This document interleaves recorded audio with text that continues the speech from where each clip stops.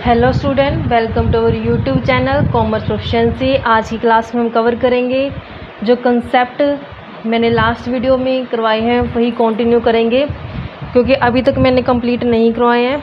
अगर अभी तक आपने मेरी लास्ट वीडियोज़ अटेंड नहीं की, कीजिए ताकि आपकी कंसिस्टेंसी बनी रहे। अगर अभी तक आपने मेरे यूट्यूब चैनल कॉमर्स प्रोफिशिएंसी को सब्सक्राइब नहीं किया, सब्सक्राइब कीजिए ताकि जब भी मैं न्यू वीडियोज़ अपलोड करूँ तो सबसे पहले नोटिफिकेशन आपके पास जाए और आपकी स्टडी है जो कंटिन्यू बेस पे चलती रहे। आज मैं आपको नेक्स्ट कंसेप्ट कराऊंगी, कॉस्ट कंसेप्ट, जिसे हिस्टोरिकल कंसेप्ट बोलते हैं।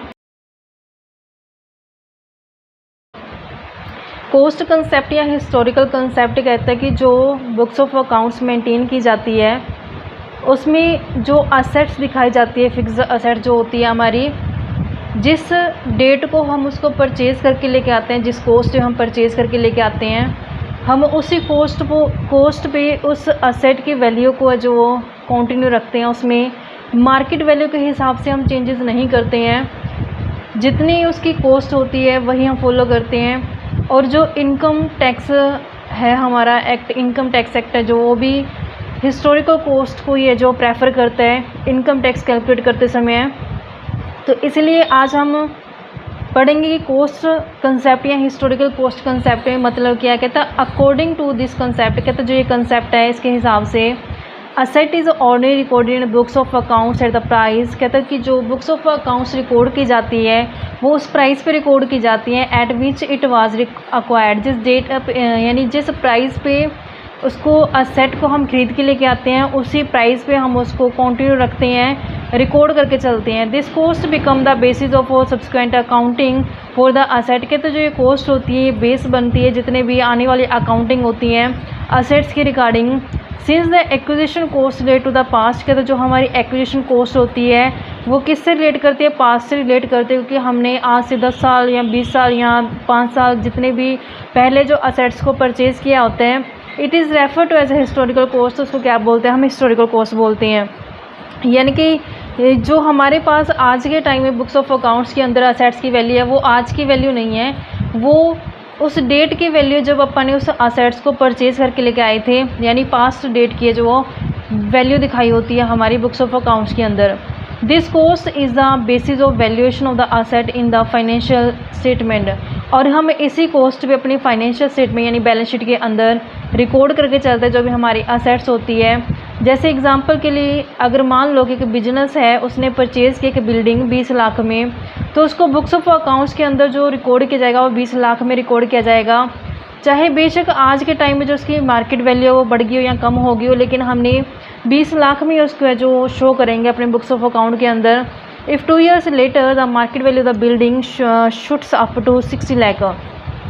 कहते हैं अगर मान लो कि जो 2 साल के बाद जो बिल्डिंग की वैल्यू बढ़ गई है, the increase value will not B ordinary recorded in the books of accounts. लेकिन इस इंक्रीज वैल्यू को फिर भी बुक्स ऑफ अकाउंट्स के अंदर जो रिकॉर्ड नहीं किया जाता, रीज़न क्या है, उसका हिस्टोरिकल कॉस्ट बेस होना।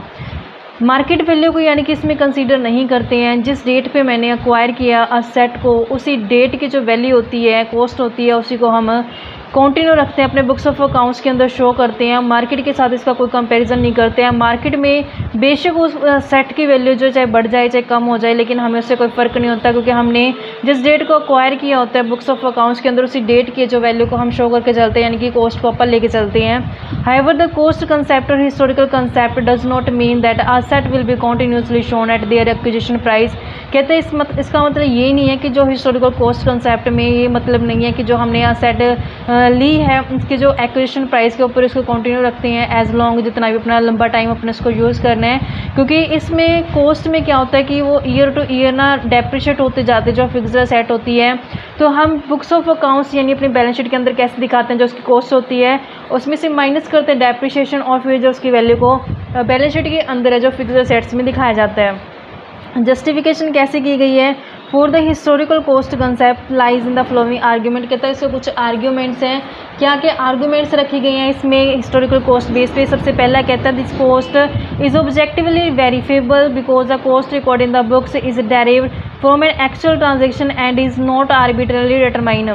कहते जो ये कॉस्ट होती है ये वेरीफाई होती है। वेरीफाई का मतलब क्या होता है कि हमारे पास सबूत होते हैं कि जिस डेट को मैंने वो असेट को अक्वायर किया उसी डेट की जो वैल्यू मैं आज तक उसको फॉलो करके आ रही हूँ, उसमें मैंने कोई अभी तक चेंज नहीं किए हैं, कोई भी मैंने उसमें अभी तक आर्बिट्रल डिटरमाइन नहीं किया, कुछ भी चेंजेस नहीं किया। जिस डेट पे मैंने अक्वायर किया था वही वैल्यू को मैंने आज तक अपने बुक्स ऑफ अकाउंट्स के अंदर जो शो किया है। तो वेरिफिकेशन करना क्या ईजी हो जाता है इस केस में, क्योंकि जब चेंजेस हो जाते हैं तो चेंजेस के केस में वेरीफाई करना मुश्किल हो जाता है, क्योंकि अप टू डेट जो चेंज होते हैं तो उसके हिसाब से हमें जो वेरिफिकेशन करनी होती है जो मुश्किल हो जाती है। लेकिन जब हम अपनी कॉस्ट के ऊपर ही अपने बुक्स ऑफ अकाउंट्स को जो शो करके चलते हैं तो उस केस में हमें जो वेरीफाई करना मुश्किल नहीं होता।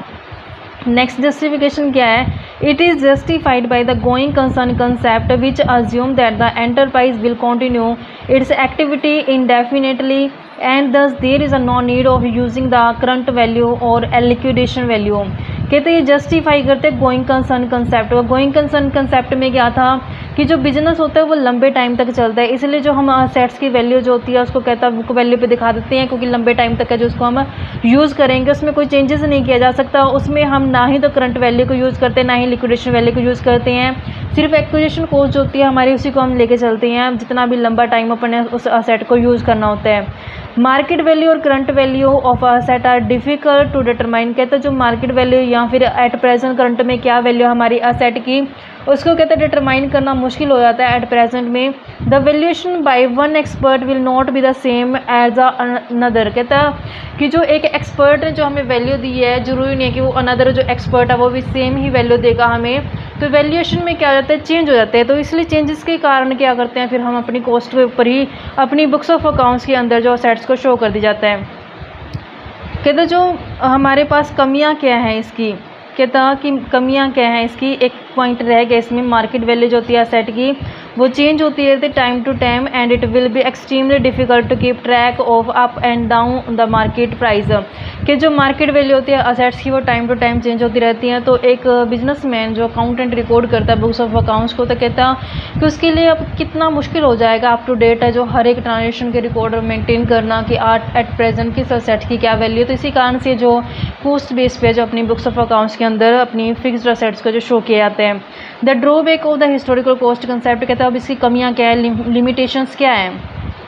Assets for which nothing is paid will not be recorded. कहता है जिस असेट्स के लिए अपने कुछ भी पे नहीं किया होता उसको इसमें रिकॉर्ड नहीं करते हैं। Thus a favourable location brand name and reputation of the business knowledge and technological skill built inside the enterprise will remain unrecorded though these are valuable asset. कहता है जैसे फेवरेबल लोकेशन हो गई है, ब्रांड नेम होता है और reputation होती है बिजनेस की, नॉलेज होती है, टेक्नोलॉजिकल स्किल होती है, ये भी बहुत ज़रूरी अपना रोल इंपॉर्टेंट रोल प्ले करते हैं बिजनेस के अंदर। लेकिन फिर भी इसको जो रिकॉर्ड नहीं किया जाता बुक्स ऑफ अकाउंट्स के अंदर, ये इसकी लिमिटेशन है। नेक्स्ट कहते हैं कि ड्यूरिंग पीरियड ऑफ इन्फ्लेशन, कहता है कि जब महंगाई आ जाती है, महंगाई के टाइम में क्या होता है, the figure of net profit disclose by profit and loss account will be seriously distorted because depreciation based on historical cost will be charge against revenue at a current price. कहते हैं जब inflation आ जाता है, महंगाई आ जाती है, जो net figure होती है प्रॉफिट की जो डिस्क्लोज करते हैं प्रॉफिट एंड लॉस को वो सीरियसली डिस्टॉर्ट हो जाती है, ख़राब हो जाती है, क्योंकि डेप्रिसिएशन जो बेस होता है वो हिस्टोरिकल कॉस्ट के ऊपर बेस्ड होता है।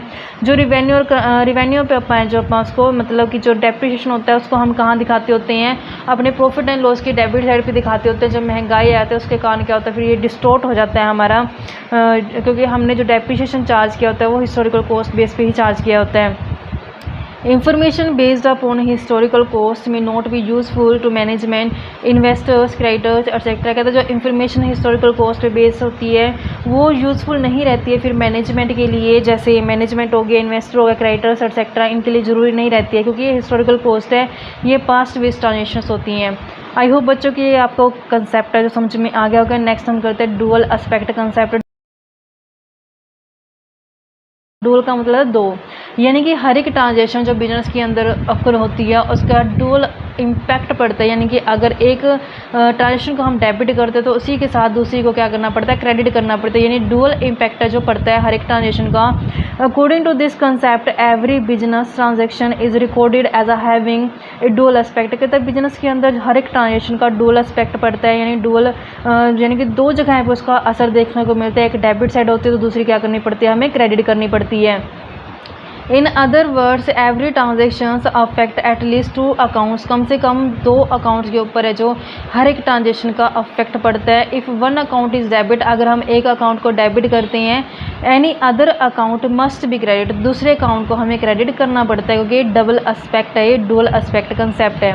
The system of recording transaction based on this principle is called as a double entry system. इसको दूसरा नाम क्या बोलते हैं हम? डबल एंट्री सिस्टम भी बोलते हैं, क्योंकि इसमें ना डबल इम्पैक्ट पड़ता है, डेबिट और क्रेडिट दोनों ही साइड पे क्या होता है, इसका इम्पैक्ट देखने को मिलता है हर एक ट्रांजेक्शन का। It is because of this concept that the two side of the balance sheet are always equal. यही कारण होता है कि जो बैलेंस शीट की दोनों साइड होती हैं वो क्या रहती हैं, हमेशा इक्वल ही रहती हैं। And the flowing accounting equation will always hold good at any point of time. कहता है कि जो ये हमारी इक्वेशन होती है ये हमेशा क्या करते हैं, हम यूज़ करते हैं। जैसे असेट में कैसे निकालते हैं हम, अगर लायबिलिटी प्लस कैपिटल कर दे तो हमारे पास असेट्स आ जाती है।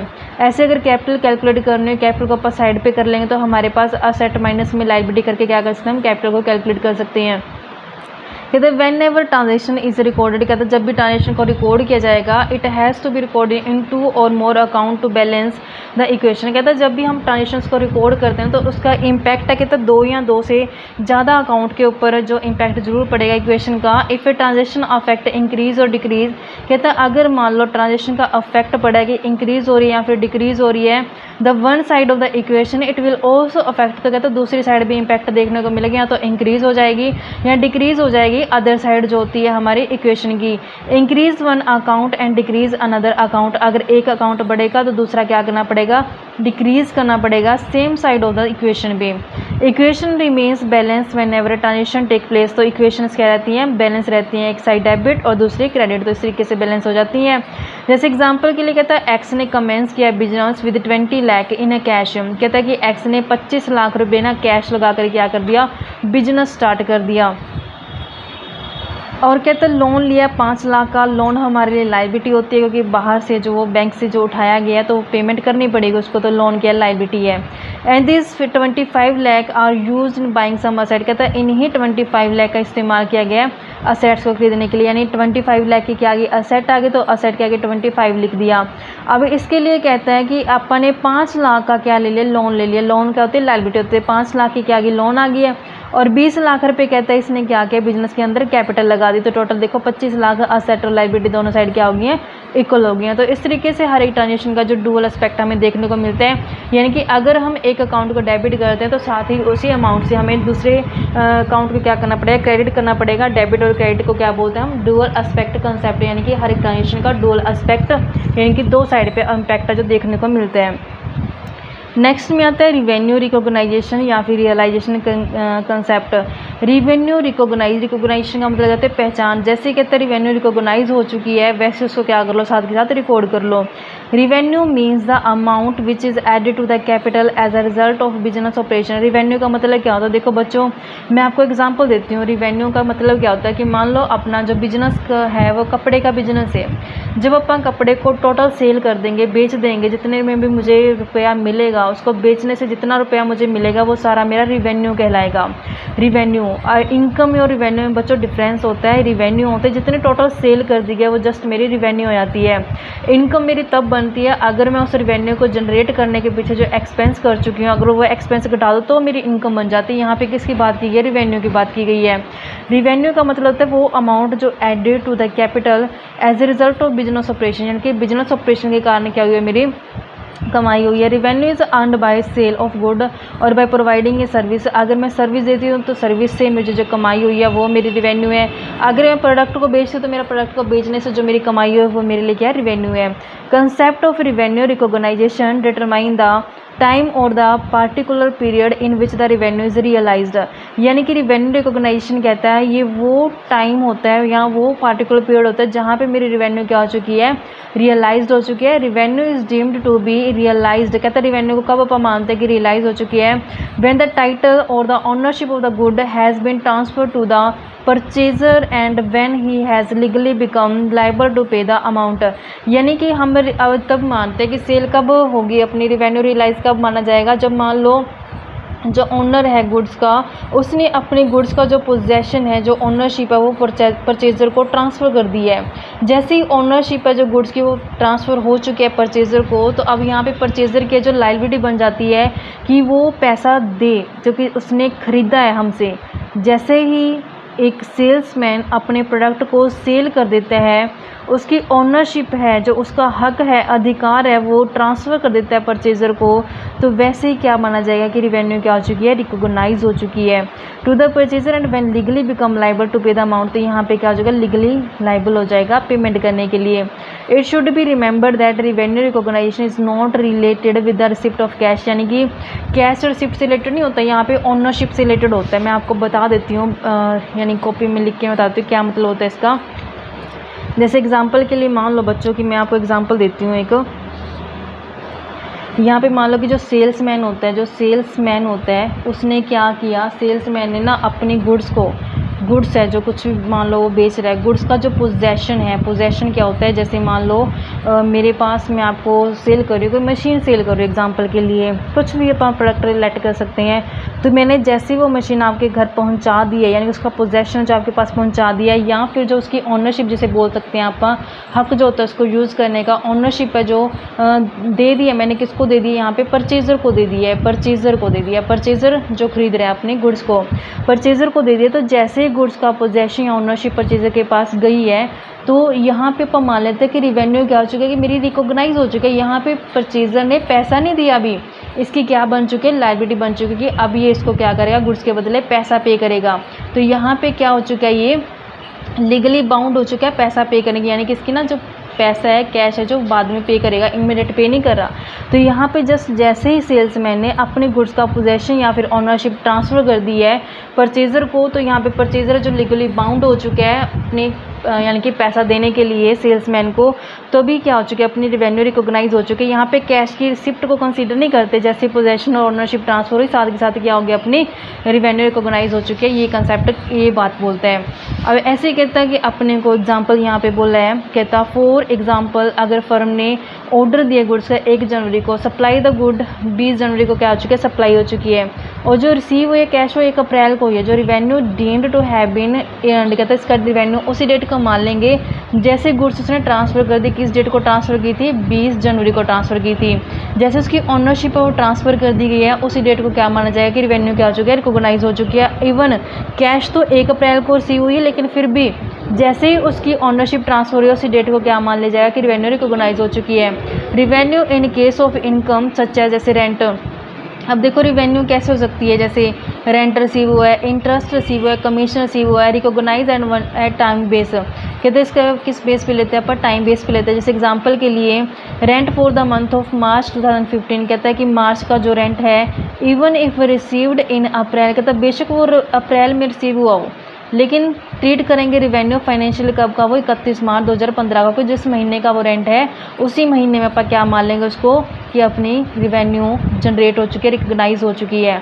सिमिलरली अगर कमीशन की बात की जाए, कहता है अप्रैल 15 का रिसीव हुआ एडवांस में मार्च को, तो कहते हैं it be treated as a revenue the financial year commencing April का ही माना जाएगा वो। देयर आर फ्यू एक्सेप्शन, कहते हैं यहाँ पे से कुछ एक्सेप्शंस है to this rule of revenue recognisation. Revenue recognisation के रिगार्डिंग कुछ यहाँ पे एक्सेप्शन है, यानी कि कहाँ पे ये रूल है जो लागू नहीं हो पाएगा। In case of sales on instalment base, कहते हैं जैसे इंस्टॉलमेंट में कई बार किश्तों में क्या की जाती है, सेल की जाती है।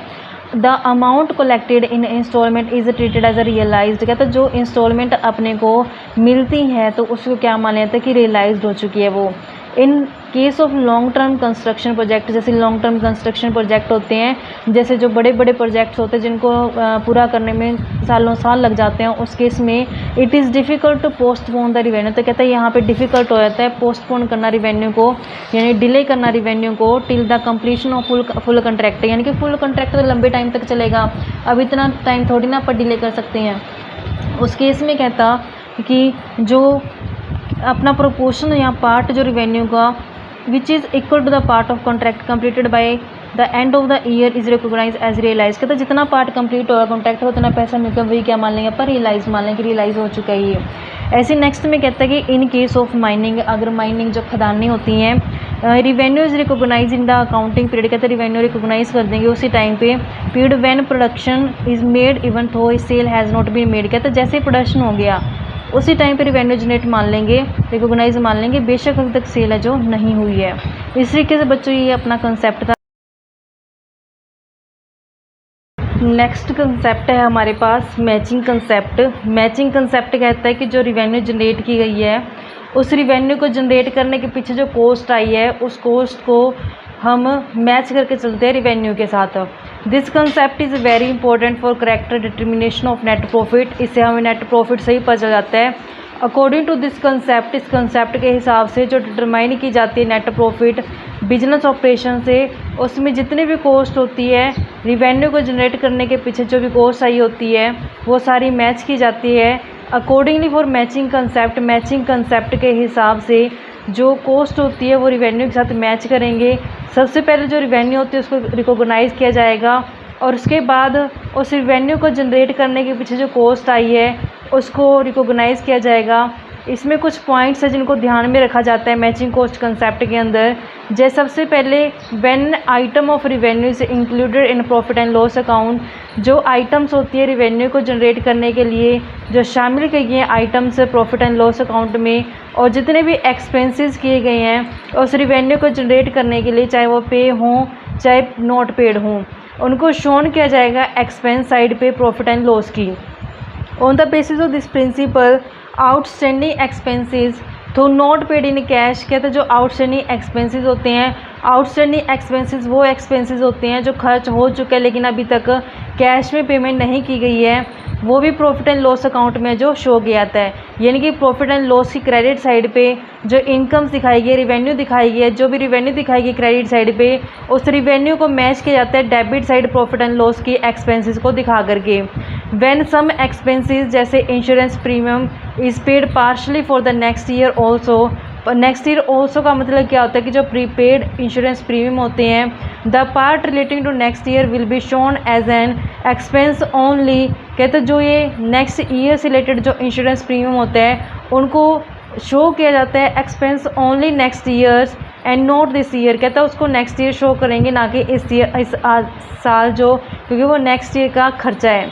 This means that part of the insurance premium against which benefit will be derived or revenue will be earned in the future should be in the balance sheet as an asset and the rest in treated as an expense during the current year। कहते हैं जो next year से related हमारा expense है वो तो हम prepaid expense के नाम से, यानी कि जैसे इंश्योरेंस प्रीमियम के बारे में बोल रहे हैं, तो जो प्रीपेड इंश्योरेंस प्रीमियम है वो तो असेट साइड पे चली जाएगी बैलेंस शीट के, लेकिन जो इस साल की होती है उसको हम प्रॉफिट एंड लॉस में खर्चों साइड दिखा देंगे। Cost of goods remaining unsold at the end of the year. कहते हैं जो कॉस्ट अनसोल्ड रह जाती है, यानी कि जो गुड्स अनसोल्ड रह जाती है हमारे लास्ट में ईयर के एंड में, year together with the expense incurred on it. कहते हैं जो भी इसके ऊपर खर्च किए गए हैं carry forward to the next year, वो नेक्स्ट ईयर क्या कर दिया जाता है, कैरी फॉरवर्ड कर दिया जाता है। As this goods will be sold only during the next period, क्योंकि इस साल जो गुड्स बिकती नहीं है वो closing stock next year refer कर देता है, तो वो ओपनिंग बन जाता है, यानी अब वो बचा हुआ माल हमें नेक्स्ट ईयर सेल करना पड़ेगा। As such the closing stock is carried over. कहते हैं जो क्लोजिंग स्टॉक होता है वो नेक्स्ट ईयर का क्या बन जाता है, ओपनिंग स्टॉक बन जाता है। सिमिलरली इनकम रिसीवेबल्स, कहते हैं जैसे इनकम रिसीवेबल्स होती है उसको एडिड किया जाता है रिवेन्यू में, and income received in advance must be deduct from revenue. कहते हैं जो इनकम रिसीव हुई है उसको तो ऐड कर दिया जाता है, लेकिन जो एडवांस इनकम होती है उसको घटा दी जाता है, क्योंकि हमें एक अकाउंटिंग ईयर्स की रिवेन्यू उठानी होती है और उसी साल के उस रिवेन्यू को जनरेट करने के पीछे जो खर्चे होते हैं वो दिखाने होते हैं। नेक्स्ट ईयर्स के रिगार्डिंग जो भी इनकम एक्सपेंडिचर्स होता है उसको शो नहीं करते। नेक्स्ट आता है अब हमारे पास जो कंसेप्ट है वो आता है ऑब्जेक्टिविटी कंसेप्ट। ऑब्जेक्टिविटी कंसेप्ट नाम से क्लियर है कि जो हमें इंफॉर्मेशन शो करनी है, ट्रांजेक्शन शो करनी है अकाउंटिंग, वो सिर्फ ऑब्जेक्टिविटी होनी चाहिए, उसमें हमें अपनी पर्सनल बाइसनेस है जो नहीं करनी चाहिए।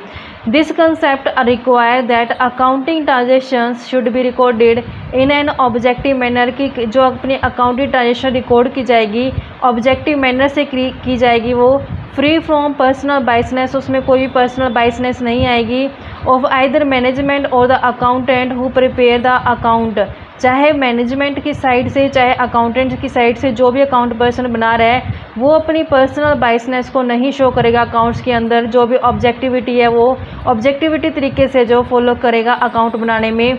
It is possible only when each transaction is supported by verifiable document. तो अपनी जो बाइसनेस होती है, जो धोखाधड़ी के जो चांसेस होते हैं वो कम कब हो जाते हैं, जब हर एक ट्रांजेक्शन के हमारे पास सबूत पड़े होते हैं, वेरीफाई कर सकते हैं हम उससे, ताकि कुछ भी विंडो ड्रेसिंग या फिर कुछ भी इसमें बाइसनेस ना हो।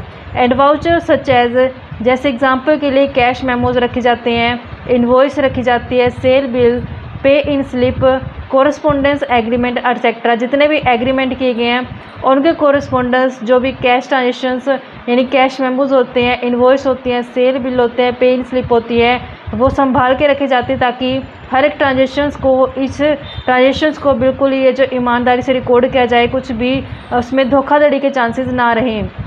जैसे एग्जांपल के लिए when the goods are purchase for cash, अगर मान लो गुड्स को जो कैश में परचेज किया गया है, जो ट्रांजेक्शन होगी वो सपोर्ट करेगी किसको, कैश रिसिप्ट को, फॉर मनी पेड।